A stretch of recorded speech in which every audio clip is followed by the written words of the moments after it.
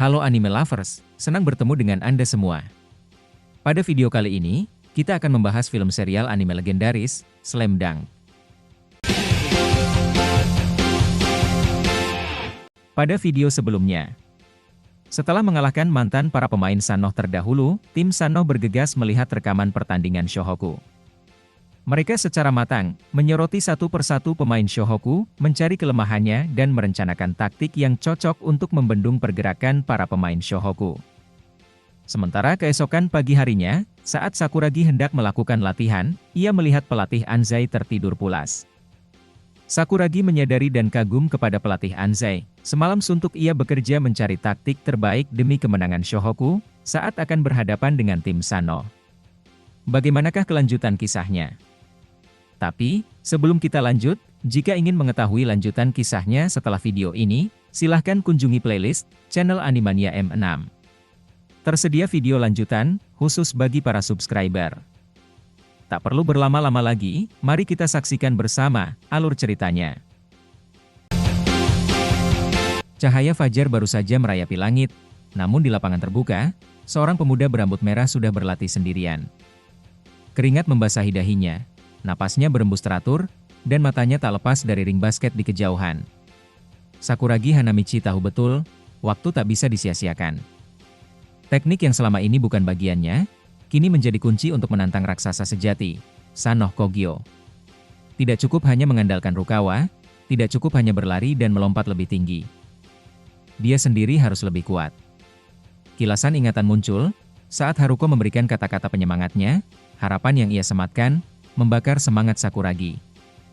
Dia mengangkat bola dengan kedua tangan, sembari mengingat kembali semua langkah-langkah jump shot yang telah dia pelajari.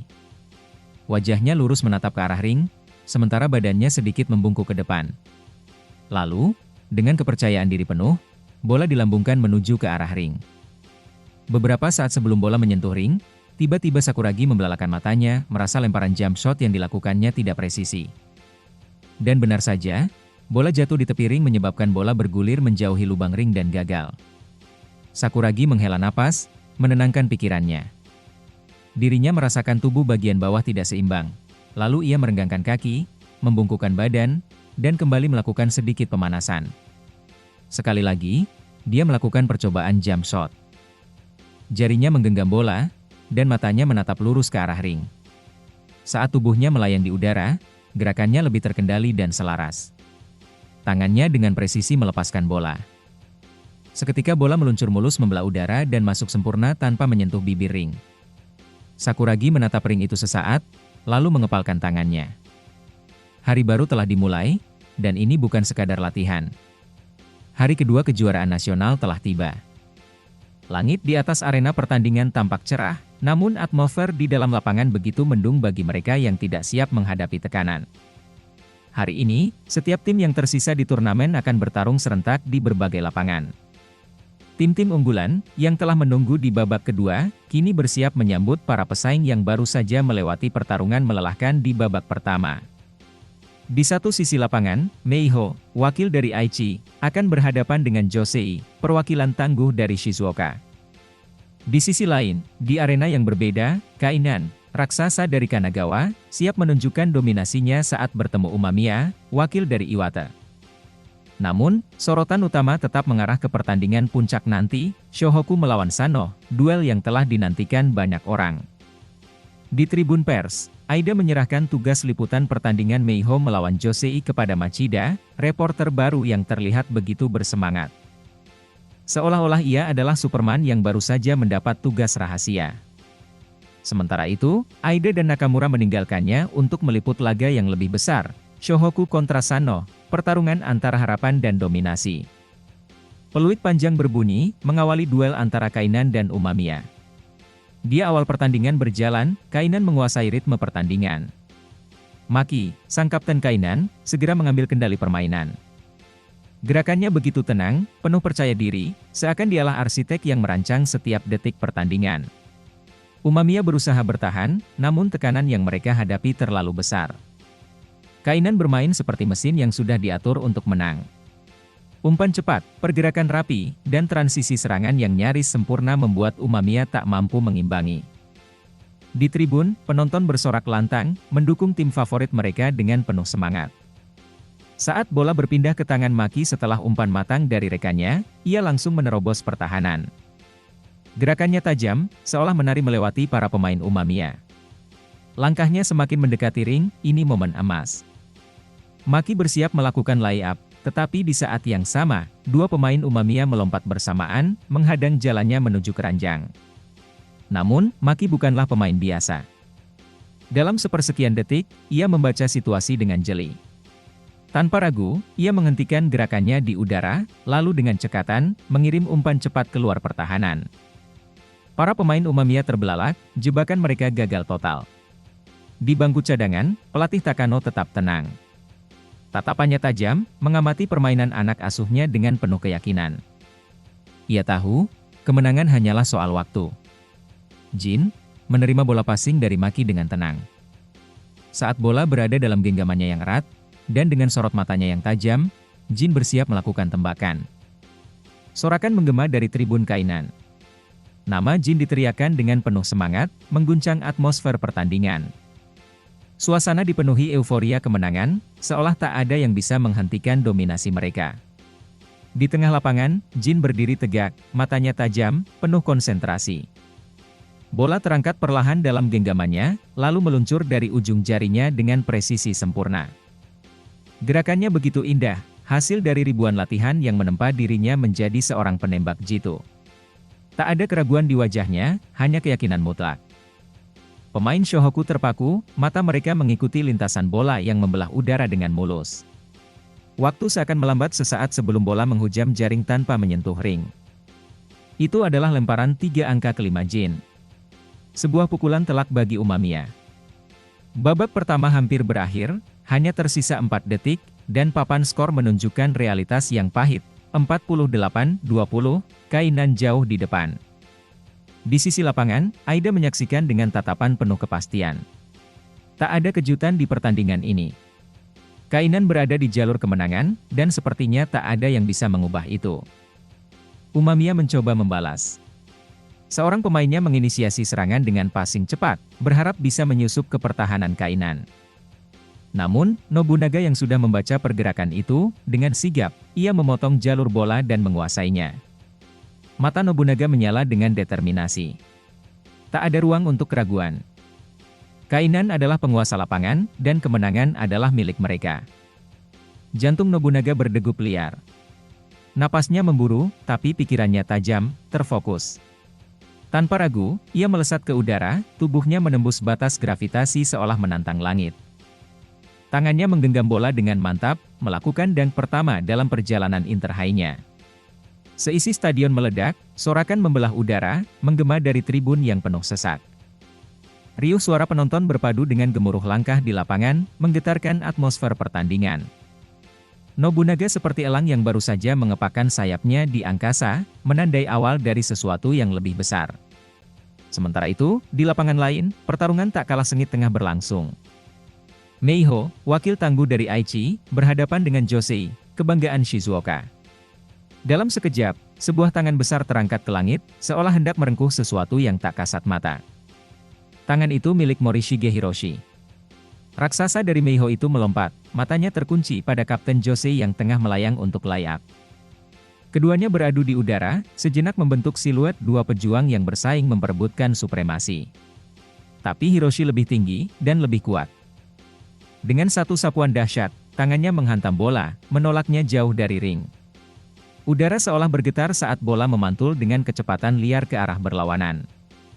Seisi stadion menahan napas dengan mata terbelalak. Mata para penonton melebar, terpaku pada pemandangan luar biasa itu.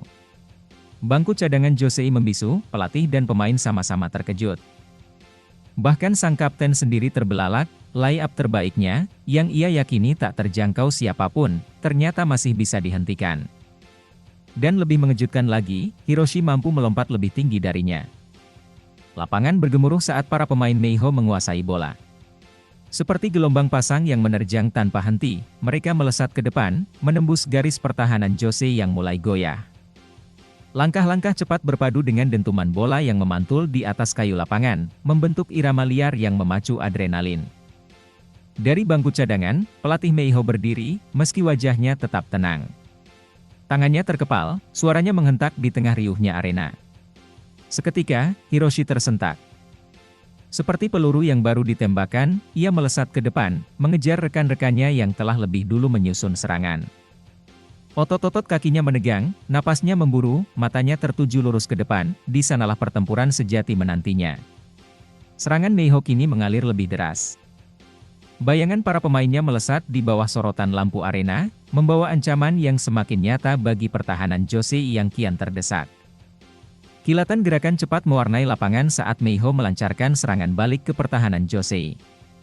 Dalam sekejap, bola telah berpindah tangan, meluncur lincah melewati pertahanan yang mulai goyah. Di pinggir lapangan, Machida, sang reporter, terdiam membisu. Matanya terpaku pada sosok Hiroshi, tinggi besar layaknya raksasa, namun begitu eksplosif dan lincah, nyaris tidak masuk akal. Ekspresi kesal terpampang di wajah para pemain Josei. Gagal mencetak angka barusan sudah cukup menyakitkan, tetapi kini ancaman justru datang menghantam mereka. Hiroshi, dengan tatapan tajam penuh makna, mengisyaratkan sesuatu pada rekan setimnya. Saat itu juga, bola melayang, dikirim dengan presisi sempurna ke arahnya. Melambung di udara, bola seolah tak tersentuh oleh siapapun dari pemain tim Josei. Saat bola semakin mendekat ke ring, Hiroshi sudah bersiap.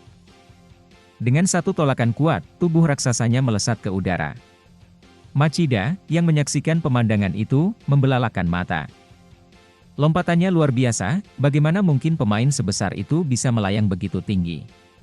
Dalam hitungan detik, bola mendarat sempurna di genggaman tangan kokoh Hiroshi. Tanpa keraguan, ia mencengkeram erat, lalu mengayunkannya ke bawah dengan kekuatan brutal, dengan dunk menggelegar. Bola menghantam ring dengan keras sebelum menembus jaring, meninggalkan dentuman yang menggema di seluruh arena. Di sisi lain lapangan, kejadian serupa berlangsung. Nobunaga, pemain penuh energi dari Kainan, kembali memamerkan aksinya, dengan dunk yang menghentak sisi stadion. Meski tubuh Nobunaga tak setinggi lawan-lawannya, lompatannya begitu eksplosif, mengimbangi mereka yang memiliki postur tubuh lebih tinggi darinya. Sorotan tertuju padanya dan penonton terpukau. Para pemain lawan terdiam, sementara, di pinggir lapangan, Rukawa dan Sakuragi hanya bisa mendengus kesal.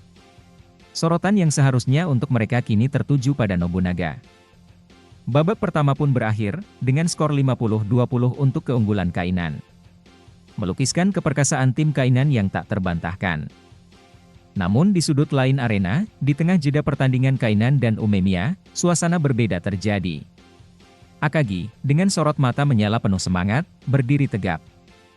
Tanpa ragu, ia mengerahkan suaranya yang menggelegar, menyuruh tim Shohoku bersiap melakukan pemanasan jelang laga tim Shohoku melawan tim Sanno setelah pertandingan Kainan selesai. Maki melangkah menuju bangku pemain, matanya menangkap sosok Akagi yang berdiri tegap di tengah lapangan. Suara sang kapten tetap lantang, penuh semangat, seakan ingin menegaskan bahwa dirinya siap menghadapi tantangan. Namun, di balik suaranya yang tegas, ada sesuatu yang tak bisa disembunyikan, kekakuan gerakannya. Bahunya terlihat lebih tegang dari biasanya, langkahnya sedikit lebih berat, dan matanya, meski tajam, tak bisa sepenuhnya menyembunyikan kegelisahan. Maki menyadari sesuatu, bahkan seorang Akagi, sang pilar Shohoku, bisa merasa gentar saat menghadapi tim sekuat Sanno. Di sisi lain lapangan, Sakuragi melangkah mendekati Nobunaga, sosok yang baginya adalah kawan sekaligus rival dalam perdebatan tiada akhir. Melihat Nobunaga yang berlagak penuh percaya diri, menyebut dirinya sebagai Super Hokage, Sakuragi hanya bisa mencibir. Namun, berbeda dari yang ia harapkan, Nobunaga tidak tersulut. Ia hanya tersenyum santai, lalu dengan nada datar, mengungkapkan rasa kasihan kepada Sakuragi. Sakuragi mengerutkan dahi, bertanya-tanya apa maksudnya. Namun, sebelum Nobunaga sempat menjelaskan, terdengar suara panggilan Maki dari belakang. Nobunaga pun berbalik, meninggalkan Sakuragi dalam kebingungan. Seperti seseorang yang tersesat di persimpangan tanpa petunjuk arah, ia berdiri diam, mencoba mencerna maksud kata-kata tadi. Lalu, tiba-tiba terdengar suara gemuruh. Tribun stadion meledak dalam sorakan yang menggema ke seluruh penjuru arena. Semua mata tertuju ke satu arah para pemain Sanno. Mereka memasuki lapangan dengan penuh percaya diri, langkah mereka mantap, seakan tak ada satupun hal di dunia ini yang bisa menggoyahkan keyakinan mereka. Sorakan penonton bagaikan sambutan untuk para selebritas papan atas. Nama mereka dielu-elukan, atmosfer stadion berubah total. Miyagi terbelalak, tak menyangka betapa gilanya euforia yang tercipta hanya karena tim ini memasuki lapangan, bahkan sebelum pertandingan dimulai. Mitsui, yang terbiasa melihat atmosfer panas dalam pertandingan besar, pun terdiam. Merasakan ini lebih besar dari yang ia duga, bahkan lebih heboh dibanding saat Kainan bertanding. Namun, berbeda dari rekan-rekan mereka, Sakuragi dan Rukawa merasakan sesuatu yang berbeda. Bukan kegugupan, dan bukan rasa gentar. Namun rasa kesal yang menyeruak di dalam diri kedua pemain Shohoku ini. Sorakan yang begitu membahana, yang begitu memuja Sanno, seakan menegaskan bahwa Shohoku bukan siapa-siapa. Dan bagi mereka berdua, itu adalah penghinaan. Di sisi lain, Akagi berdiri diam, matanya menatap tribun yang bergemuruh. Di benaknya, terngiang kata-kata pelatih Anzai yang berujar bahwa penonton akan selalu mendukung tim yang lebih kuat. Dan hari ini, di lapangan ini, Shohoku bukanlah tim yang diunggulkan. Namun, itu tidak berarti mereka akan menyerah begitu saja. Bagaimanakah kelanjutan kisah serunya? Untuk mengetahui kisah lengkapnya, silahkan tonton video selanjutnya.